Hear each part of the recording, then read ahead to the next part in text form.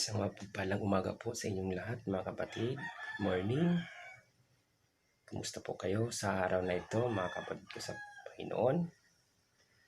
At tayo po yung nagpasalamat sa Diyos sapagkat niloob po niya ngayong umaga na ito na tayo po ay magkakasama sa pag-aral po ng kanyang mga salita. Kaya mga kapatid, akin po kayong inanyayahan sa umagang ito. Nasamahan po niya ako sa atin pong pagsamba sa ating Panginoon at sa pakikinig po ng kanyang mga salita. Pero bago tayo magpatuloy mga kapatid, tayo muna po'y aawit sa ating Panginoon.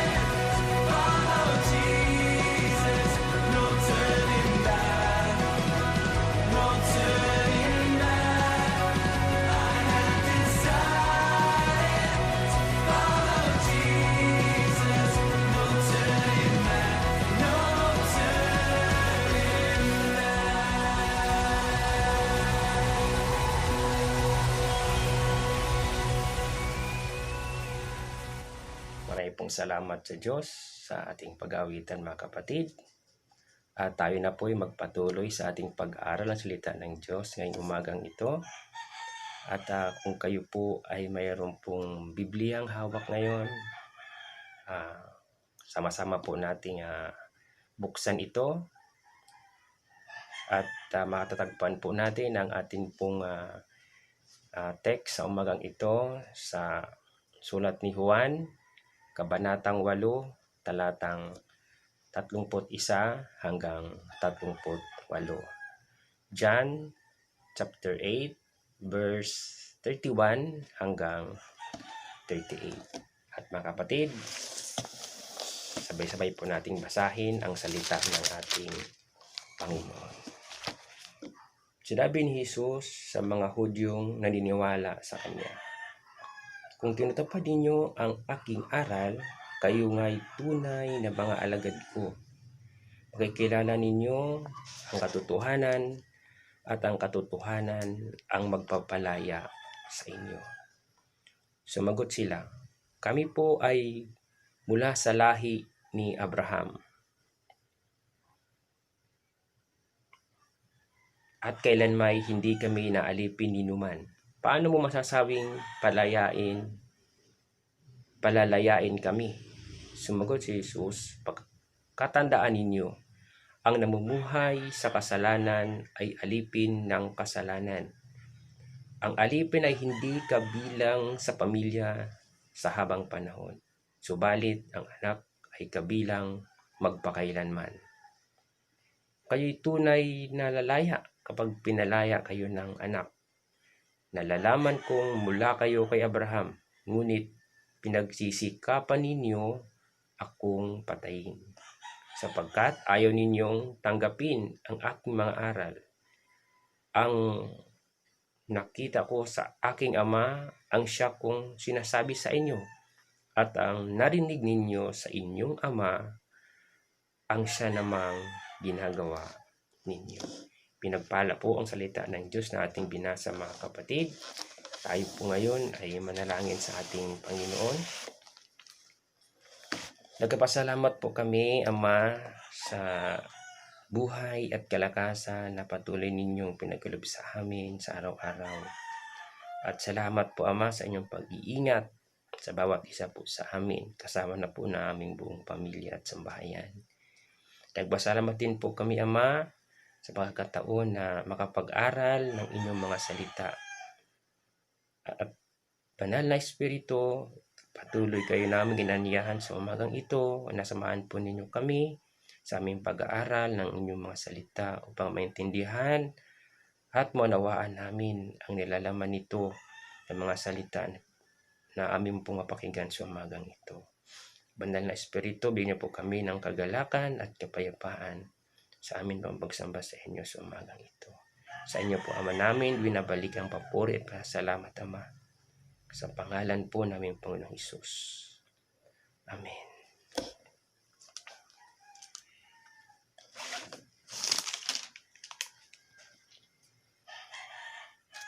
Ang pamagat po ng ating pag-aaral ngayong umaga mga kapatid ay may pamagat na ang tunay na Kristiyano ay tumutupad sa mga aral ni Kristo. Yun ang ating pamagat mga kapatid. Ulitin ko po, ang tunay na Kristiyano ay tumutupad sa mga aral ni Kristo. At mayroon po itong dalawang hati mga kapatid. Unang hati po natin ang Kristiyanong namumuhay sa katotohanan. Pangalawa pong hati natin mga kapatid, ang Kristiyanong alipin ng kasalanan. Bigyan ko po na po kayo ng isang maikling background sa ating pong text ngayong umaga. Ito isa sa mga bahagi sa mga turo at aral ni Kristo. Habang siya'y nasa templo, doon siya nagtuturo sa mga tao. At ito'y para sa mga Hudyong naniniwala sa kanyang mga katuruan. Naka-address itong ating text ngayon doon sa mga Hudyo na naniniwala sa kanyang mga tinuturo. Okay.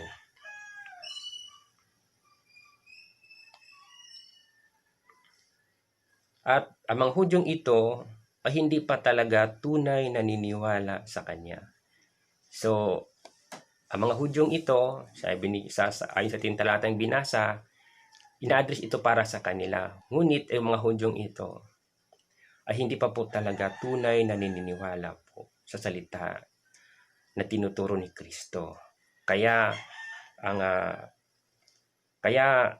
patuloy silang tinuturuan ni Kristo upang maunawaan nila ang katotohanan.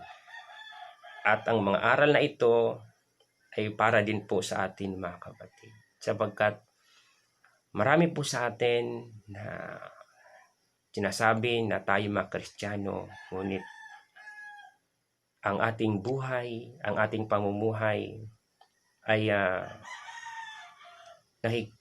nandoon pa rin po yung hindi talaga tunay na alagad ni Kristo. Okay.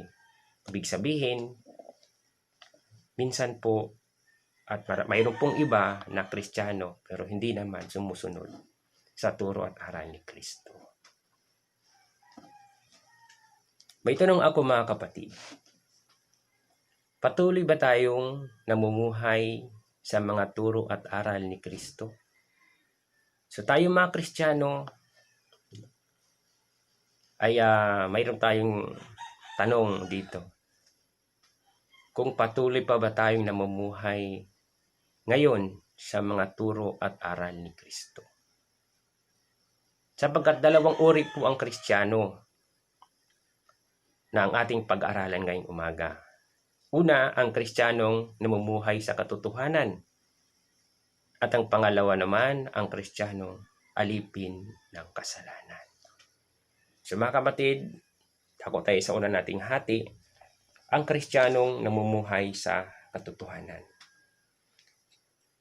Sa verse 31 hanggang 33. Muli basahin ko, mga kapatid, ang nilalaman ng talata. Verse 31 hanggang 33, ang sabi dito, sinabi naman ni Jesus sa mga Hudyong naniniwala sa Kanya, kung tinutupad ninyo ang aking aral, kayo nga ay tunay na mga alagad ko.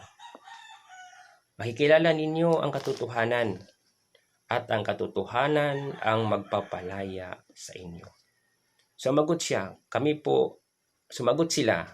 kami po ay mula sa lahi ni Abraham at kailanmay hindi kami naaalipin ni numan.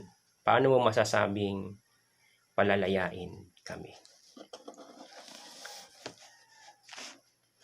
Sinabi naman ni Jesus sa mga Hudyong naniniwala sa Kanya, kung tinutupad din yung aking mga aral, kayo nga'y tunay na mga alagad ko. Marami sa mga Hudyo naniniwala kay Kristo dahil sa kanyang mga turo at aral, ngunit hindi naman talaga tunay ang kanilang paniniwala sa mga turo at pangangaral ni Kristo.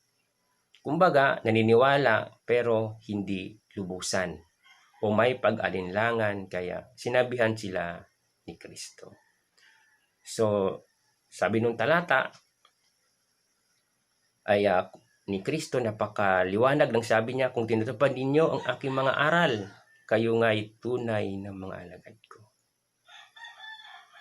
Kaya sabi ni Kristo, kung mga tunay na mga alagad ko kayo, tinutupad ninyo ang aking mga aral, sapagkat nakikilala niyo ang katotohanan at ang katotohanan ito ang siyang magpapalaya sa inyo.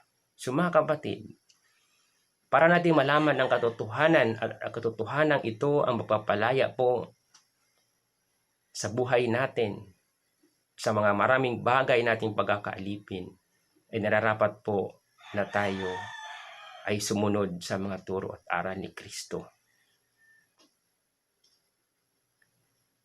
Anong katotohanan ito, mga kapatid? Ang tinutukoy ni Kristo dito. Ang katotohanan ng tinutukoy ni Kristo dito ay sinumang tumanggap at naniwala na tanging si Kristo lamang ang handog upang mapatawad tayo sa ating mga kasalanan. Mga kapatid, maraming sinasabi ng mga katotohanan, pero pinakabuod po ng katotohanan na sinasabi po ng Biblia na tanging si Kristo po lamang ang tanging handog upang mapatawad tayo sa ating mga kasalanan. Sabi po ng Gawa, chapter 4, verse 12, at sinasabi ng talata kung bakit sinasabi dito na tanging si Kristo lamang ang handog upang ikapagpapatawad ng ating mga kasalanan. Sabi dito sa Gawa 4, chapter 12, sa Kanya lamang matatagpuan ang kaligtasan sapagkat walang ibang pangalan ng sinumang tao sa buong mundo na ibinigay ng Diyos sa mga tao upang tayo ay maligtas. So mga kapatid, tinutukoy ni Kristo dito, sabi niya, sumusunod kayo sa aking mga aral, malalaman niyo ang katotohanan at ang katotohanan ito ang mapapalaya sa inyo. Sinisintro ni Kristo dito mga kapatid sa kanyang mga salita, na kung naniniwala kayo sa aking mga aral, malalaman niyo ang katotohanan. Ang katotohanan ito ang magliligtas po sa atin. Anong susi mga kapatid? Tuparin natin ang kanyang mga salita. Marami po sa atin na mga Kristiyano, ngunit nag-alinlangan pa po sila. Hindi sila tumutupad sa kanyang mga salita. Binaliwala lang nila kung ano nakasulat sa Biblia. Sapagkat yung Biblia ang tanging salita ng Diyos na atin pong nararapat na basahin, saliksikin, at higit sa lahat, sundin o ipamuhay natin ang kanyang mga salita. Sapagkat useless lang po kung hindi naman natin sundin at tuparin ang ating mga nalalaman. Yun ang sinasabi ni Kristo dito, na maraming ang Hudyong naniniwala sa kanya. Ngunit hindi naman talaga naniniwalang totoo sa kanyang mga aral kasi may mga iba silang mga dahilan. Kumbaga, parang tayo rin mga Kristiyano, marami po talaga sa atin. Sad to say mga kapatid, marami po talaga mga Kristiyano na sinasabi mga alagad ni Kristo, ngunit sa pamumuhay nila, nakikita po natin na sila po ay namumuhay pa rin doon sa dati nilang pamumuhay na hindi sumusunod sa turo at aral ng ating Panginoon. There is only one way to know the truth. That is by continuing to believe and obey Jesus' word. There is only one way to know the truth, mga kapatid. Isang bagay lang para malaman natin ang katotohanan.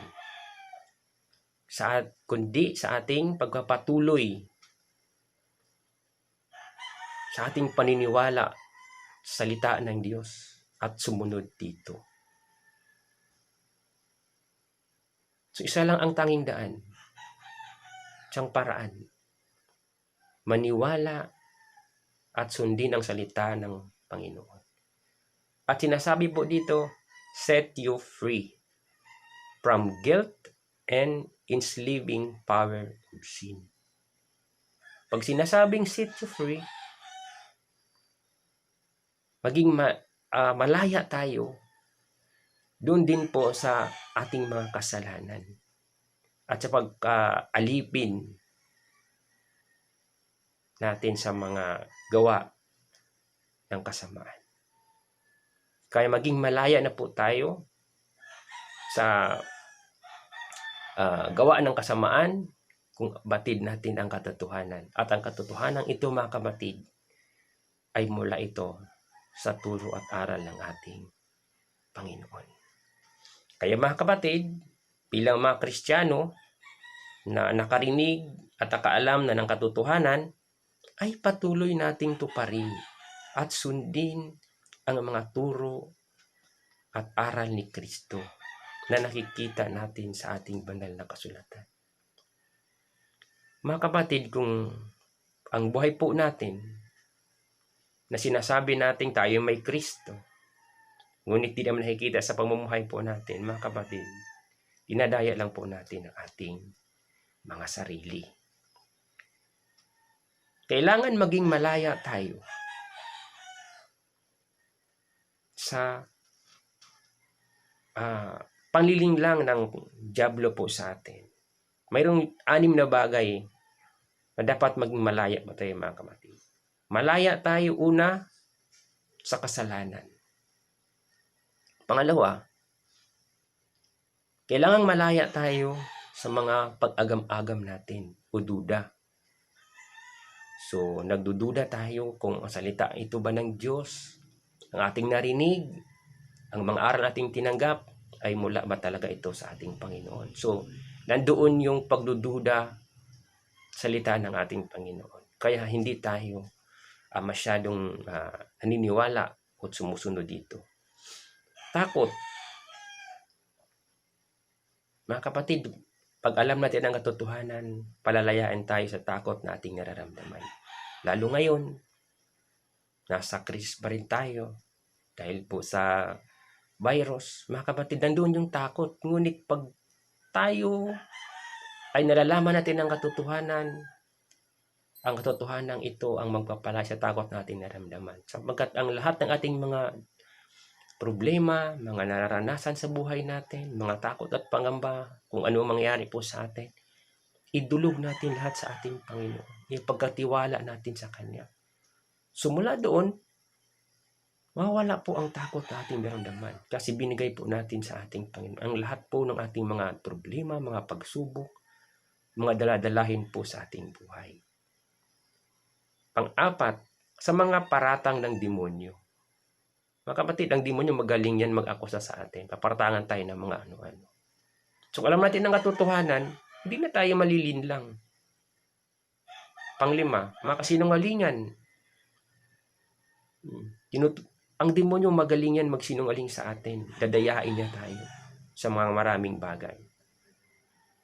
Magaling yan magsalita, tuturuan niya tayo kung ano ang ating gawin. Ngunit ito naman ay panlilang ng demonyo, hindi naman talaga nagmula sa Diyos. Hindi naman makakatulong para po sa atin. At ang pang-6, pagkontrol ng demonyo. Napakapatid, ito dapat malaya tayo dito. Sapagkat magaling ang demonyo magkontrol sa atin. Ang isip, salita, at kilos natin. Kaya mga mag-ingat po tayo. Dahil ang kaaway ay nandyan lang. Dadayain tayo. Kaya nararapat sa buhay po natin mga Kristiyano na nakakaalam po talaga tayo ng katotohanan. Anong katotohanan ito? Yung nalalaman natin at nababasa natin sa salita ng ating Panginoon. Na siyang panglaban natin upang ang mga gawa ng kaaway na ito hindi makapanling lang po sa atin. Mayroon tayong panglaban.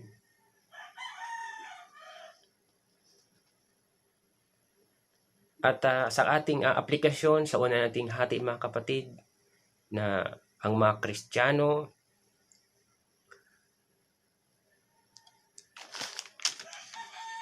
namumuhay sa katotohanan. Mga kapatid, kung nais nating maging isang tunay na alagad ni Kristo, patuloy nating tuparin ang kanyang mga aral. Sabi sa ating aplikasyon, ang mga Kristiyano na namumuhay sa katotohanan, tayo po yun na sumusunod sa ating Panginoong Kristo, tumutupad sa kanyang mga salita. Tayo po yung mga Kristiyanong namumuhay sa katotohanan. Sapagkat walang kasinungalingan sa buhay po natin. Sapagkat tinutupad natin ang salita ng ating Panginoon. Kaya mga kapatid, patuloy nating tuparin ang mga turo at aral ng ating Panginoon. Sa atin ang pangalawang hati mga kapatid, ang Kristiyanong alipin ng kasalanan. Sumagot si Jesus, pakatandaan ninyo, ang namumuhay sa kasalanan ay alipin ng kasalanan. Ang alipin ay hindi kabilang sa pamilya sa habang panahon. Subalit ang anak ay kabilang magpakailanman. Kayo'y tunay na lalaya kapag pinalaya kayo ng anak. Nalalaman kung mula kayo kay Abraham, ngunit pinagsikapan ninyo akong patayin sapagkat ayaw ninyong tanggapin ang aking mga aral. Ang nakikita ko sa aking ama ang siya kong sinasabi sa inyo. At ang narinig ninyo sa inyong ama ang siya namang ginagawa ninyo. Sinasabi ni Jesus, ang namumuhay sa kasalanan ay alipin sa kasalanan. Alam ni Jesus na ang mga Hudyong sumusunod sa Kanya ay hindi naman talaga naniniwala sa Kanya. Yun ang sinasabi ko nung una. Sa katunayan mga kapatid, ay namumuhay pa rin sila sa kasalanan. Kaya, harapang sinabi ni Jesus sa mga ang ganitong mga bagay sa kanila. Ang mga alipin sa kasalanan ay hindi kabilang sa pamilya ng Diyos. Sapagkat walang bahagi sa karya ng Diyos ang mga taong kahit alam na nila ang katotohanan ay kanila pa rin itong binaliwala at nagpapatuloy pa rin sila sa kanilang masamang gawain. At ang mga ginagawa nila ay kung ano ang nakakabuti sa kanila kahit ito'y labag naman sa mga turo at aral ni Kristo. Dito sinasabi ng ating Panginoong Jesucristo na kung kayo'y alipin sa kasalanan, hindi kayo kabilang sa mga pamilya ng ating Panginoon. Hindi tayo magiging anak sapagkat pag sinasabing tayo alipin, tayo ay hindi kabahagi ng pamilya. Ngunit kung tayo ay mga anak ng pamilyang yan, bahagi tayo ng kanyang sambahayan. Tayo ay sinasabi ni Kristo dito na pag tayo anak ng pamilya, tayo ay maliligtas sapagkat tayo ay pamilya ng Diyos. Kabilang tayo sa sambahayan ng ating Panginoon sapagkat nang tinanggap natin si Jesucristo sa puso po natin, sa buhay po natin, tinanggap natin si Kristo bilang Panginoon at Diyos ng ating buhay. Yun po ang panahon na tayo na ay kabilang sa sambahayan ng ating Diyos. Kaya kung hindi pa natin tinanggap si Kristo sa ating buhay, ay hindi tayo kabilang sa sambahayan ng ating Panginoon. Kaya mga kapatid, napakahalaga po sa buhay po natin na tanggapin po natin ang ating Panginoong Jesucristo sa buhay po natin bilang Diyos at Panginoon upang makabilang tayo sa kanyang sambahayan. Hindi tayo magiging alipin ng kasalanan. Sapagkat kung si Kristo na ang namumuhay po, ang pinamumuhay natin ang salita ng ating Panginoon, tayo na po ay maalis sa pagkakaalipin ng kasalanan. Sapagkat tanging si Kristo lang ang maaring mag-alis ng ating mga kasalanan. Binayaran na ng ating Panginoong Kristo lahat ng ating mga kasalanan nung siya'y namatay sa krus doon sa Kalbaryo. Kaya kung ikaw na nakapanood ngayon ng mensaheng ito, kung hindi mo pa tinanggap ang ating Panginoong Kristo bilang Diyos at Panginoon ng iyong buhay, narapat po na iyong tanggapin upang mapabilang ka sa sambahayan ng Diyos.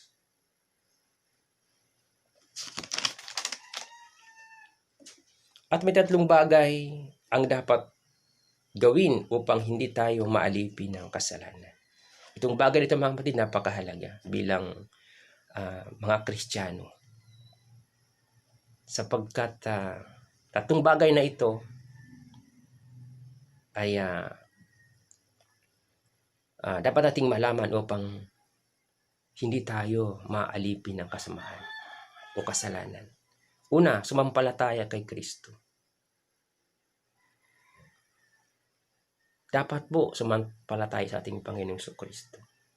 Kaya ang napakahalaga sa isang Kristiyano, may pananampalataya talaga sa ating Panginoon. Pangalawa,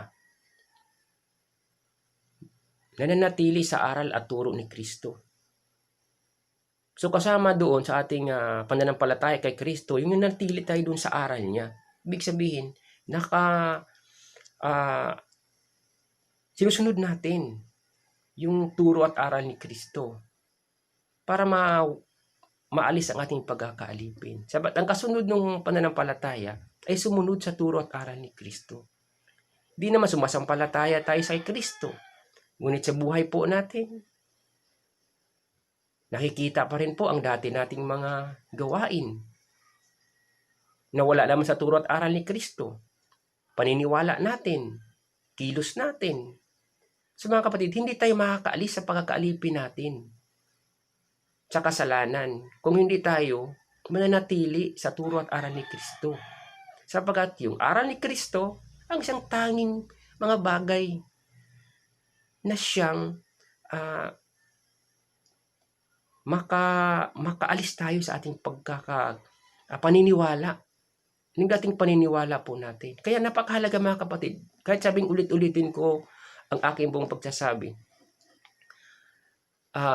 Napakahalaga sa isang Kristiyano na nagbabasa at nakikinig sa turo at aral ni Kristo upang hindi tayo malinlang doon sa ating mga pinaniwalaan doon na hindi naman nakabatay sa salita ng Diyos.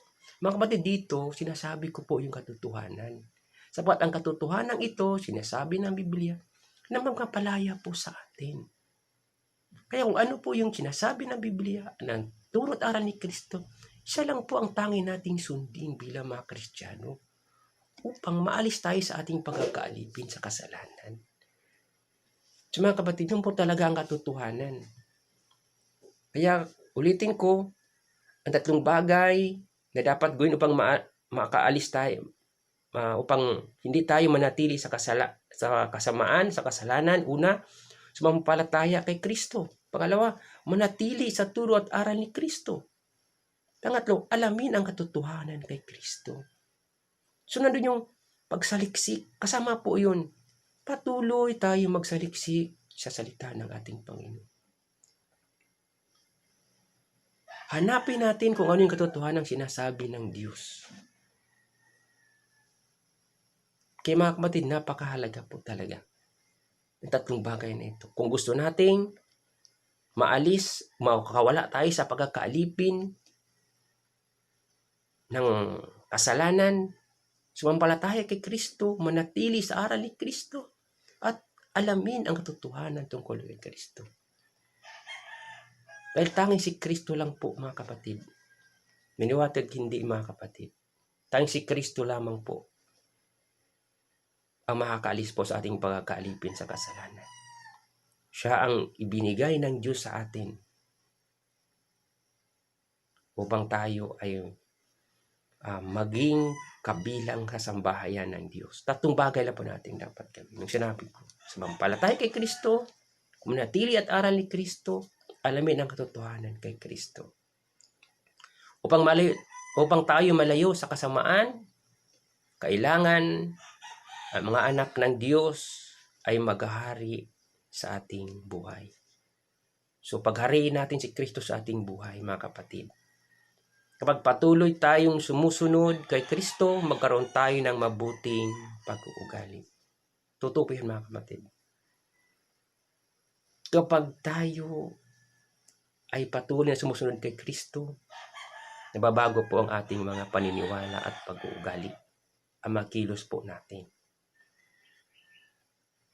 Dahil sa salita ng Diyos, doon po makikita natin kung paano po dapat mamumuhay tayo tunay na Kristiyano. So yung ating paniniwala na hindi naman ayon sa kalooban ng Panginoon, pag tayo nagbasa ng salita ng Panginoon mga kapatid, mababago po yan. Kasi sinasabi ko, ay, ginagawa ko to, mga bagay na to. Yun pala, sabi ni Kristo sa kanyang mga salita. Hindi pala ito ang turo at aral niya. Ito lang pala ay akin pong mga aking mga practices na hindi naman pala ito kalooban ng Panginoon. So, ang isip mo ngayon ay kasi ikaw ay Kristiyano, sumusunod kay Kristo, sundin mo ang kanyang mga turo. So, iwanan mo yung yung mga dati mo mga ginagawa na hindi naman niya kalooban. At yung mga Kristiyano, mga tunay na Kristiyano, na sinasabi talagang may Kristo, mga kapatid, makita sa buhay nila yan. Mababait po sila. Sila po ay pinamumuhay nila ang tunay na salita ng Panginoon. Kasi ang totoong sumusunod kay Kristo, nababago po ang hindi magandang pag-uugali. Nandoon na yung mabuting makitungo sa kapwa. Sabi doon sa salita ng Diyos, kung mahal mo ang Panginoong Diyos, mahalin mo iyong kapwa, kagaya ng pagmamahal mo sa iyong sarili. So kung mahal mo yung kapwa mo, hindi mo yan sasaktan, sapagkat yung sarili mo, mahal mo, hindi mo yan saktan ng iyong sarili. Inaalagaan mo, inyo pong patuloy na hindi po kayo gumagawa ng mga bagay na ikasama sa sarili ninyo. So ganoon din po, hindi ka gagawa ng mga bagay na ikakasama ng iyong kapwa. Ibig sabihin, hindi mo samantalahin ang kahinaan ng iyong kapwa. Bagkus tutulungan mo sila sa kanilang mga pangangailangan. Sabagat tayo na yung mga anak ng Diyos. Kaya makikita po sa atin. Kaya sabi doon, mababago po yung ating mga dating pag-uugali kapag tayo ay sumusunod sa turo at aral ni Kristo. Kung masasabi natin na tayo ay tunay na Kristiyano, kasi magre-reflect po yan sa ating pamumuhay, sa isip, sa puso po natin at sa ating mga gawa. Sabi ng Romans chapter 6 verse 16, sabi dito, hindi ba ninyo alam kapag nagkapasakop kayo sa sinumang inyong sinusunod, kayo'y magiging alipin nito. Maging ito'y kasalanang hantong sa kamatayan o pagsunod sa Diyos na hantong sa katwiran. Kaya mga kapatid, nararapat na huwag tayong magpaalipin ng kasamaan. Huwag tayong magpapaalipin sa ating paniniwala na hindi naman nakabatay doon sa salita ng ating Panginoon. Sa mga kilos po natin, mga pag-uugali po natin. Kaya mga kapatid, salita ng ating Panginoon, dito talaga, masasabi natin, na ito nagtutuwid talaga po sa atin. Makita natin salita ng Diyos, na ang salita ng Panginoon ay ito nagtutuwid po sa ating mga paniniwala. Mababasa natin sa kanyang mga salita. Kaya minsan masakit po pakinggan ang salita ng ating Panginoon. Kasi, na ano ang isip po natin, ang buhay po natin, parang pinakialaman tayo, mga kapatid. Kung tayo ay talagang tunay na nagmamahal sa ating Panginoon, sundin natin ang kanyang mga salita. Sapit, tinutuwid tayo ng Diyos sa ating mga ginagawa na hindi po karapat na nais sa Kanya upang mapabuti po tayo. Tinutuwid tayo ng Panginoon dahil mahal niya tayo. Hindi tayo hinahayaan ng Diyos sa ganitong sitwasyon at kalagayan natin, namamahay pa tayo sa kasalanan. Kaya tinutuwid tayo ng Panginoon, mga kapatid. Pag nakapakinig tayo ng salita ng Panginoon na tingin natin ay masakit po sa ating damdamin, mga kapatid, may totoo lang magpasalamat ka sa Diyos. Dahil mahal ka ng Panginoon. Tinutuwid ka niya upang mapabuti ka at mapabilang ka sa kanyang sambahayan. At ikaw ay magkaroon ng buhay na walang hanggan kapag tinanggap mo si Kristo sa iyong buhay, mga kapatid. Kaya ang tanong ko sa inyo, mga kapatid, hindi ka ba alipin ng makamundong gawain? Ulitin ko, hindi ka ba alipin ng makamundong gawain? Anong hakbang ang ginagawa mo ngayon upang malayo ka sa kasalanan? Ulitin ko, hindi ka ba alipin ng makamundong gawain? At anong hakbang ang ginagawa mo upang malayo ka sa kasalanan? So mga kapatid, sa ating pagtatapos, yung napakahalagang tanong na ito, kung hanggang ngayon, hindi ka ba alipin na makamundong gawain? At anong hakbang ang ginagawa mo upang malayo ka sa kasalanan? Mga kapatid, kayo po makakasagot niyan. At sa ating konklusyon, ang tunay na Kristiyano ay namumuhay sa katotohanan at hindi alipin ng kasalanan. Mga kapatid, ilagay po natin sa ating puso't isipan. Ang tunay na Kristiyano ay nanatili sa katotohanan. Ang katotohanan na sinasabi ng banal na kasulatan, na turo at aral ng ating Panginoong Kristo. Ang salita na nagmula sa Diyos. At hindi tayo alipin ng kasalanan. Lumayo tayo mga kapatid sa mga gawa ng kasalanan. Sa mga gawa na hindi kalooban ng Panginoon. Umiwas tayo doon upang hindi tayo mapahamak. Lalo na tayo nakakilala kay Kristo. Dapat po na mamuhay po tayo ng naayon po sa katotohanan na sinasabi ng Diyos sa atin. So mga kapatid, marami pong salamat sa ating pakikinig ng salita ng Panginoon at tayo naman po ngayon ay manalangin sa ating Diyos. Pagpalang Ama, nagpasalamat po kami sa inyong ngayong umagang ito, sa inyo pong mensahe na inyo pong tinuro niyo po sa amin. Nawa po ang salita niyo pong ito na binigay niyo po sa amin ngayong umaga ay manatili sa puso't isipan namin, Panginoon. Tanggapin natin ito at paniwalaan, Ama. Lord, thank you sa lahat, Panginoon. At sa lahat din po na mga kapatiran, Panginoon, akin pong dinadalangin sila na patuloy po ninyong gabayan at patnubayan, mga kapatid ko sa CCTCFI Antipolo, sa lahat po ng mga Kristiyano, Panginoon, sa lahat na nakapakinig at nakapanood ngayon sa mensaheng ito, sa umahang ito. Panginoon, ang dalangin ko pa, abutin po niyo silang lahat. Ipagkaloob niyo po sa kanila, Panginoon, ang kanilang pangangailangan. Buksan po niyo, Panginoon, ang kanilang isipan upang manahan, pumasok po, Panginoon, at manahan sa kanilang mga puso ang inyong mga salita, Ama. At Panginoon, patuloy po niyo silang proteksyonan sa gawa ng kaaway, Panginoon. Ingatan po niyo sila, lalo sa mga panahon namin ngayon, Panginoon, na nasa krisis po kami. Lord, ingatan po kanyang lahat. Ilayo po kami, Ama, sa pagkakahawa sa virus na ito. At patuloy bigyan niyo po kami, Panginoon, ng mabuting kalusugan sa araw-araw at ang buong nabing sambahayan, Panginoon. At sa inyong mga pangangailangan din po, patuloy provide niyo po sa amin, Ama. Sa tayo, tanging kayo lang po, Panginoon. Kasi makapagbigay po sa lahat po namin mga pangangailangan sa araw-araw. At Panginoon, dalangganin po namin na Panginoon, simbang po ngayon sa mga sandaling ito, nakapakunood ng mensaheng ito, Panginoon, ay pagalingin po ninyong lahat ng mayroong karamdaman, Panginoon. Lord, ipuin po niyo sila sa mga sandaling ito.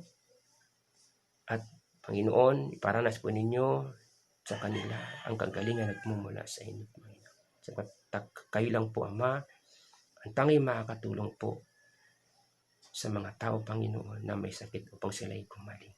Sa pangalan po ng aming Panginoong Hesus. At Panginoon, dalangin po namin na patuloy po ninyo, Ama, na patibayin, patatagin aming pananampalataya sa inyo sa araw-araw.